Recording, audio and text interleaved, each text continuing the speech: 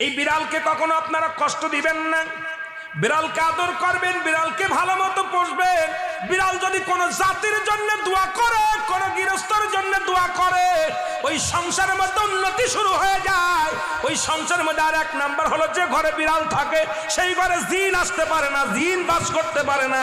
আর একটা ঘোষণা শুনে নেন, নবীজি বলে গেছেন, যে ঘরের মধ্যে বিড়াল ছানা বাস করে ওই ঘরের মধ্যে জিন জাতি প্রবেশ করতে পারে না। তাহলে ছোট ছোট মাসুম বাচ্চাগুলো যে ঘরের মধ্যে থাকে, মুসলমান অনেক সময় জিনের আশ্রয় পড়ে যায়, অনেক সময় জিনে আসর করে, ওই ঘরের মধ্যে জিনে আসর করে।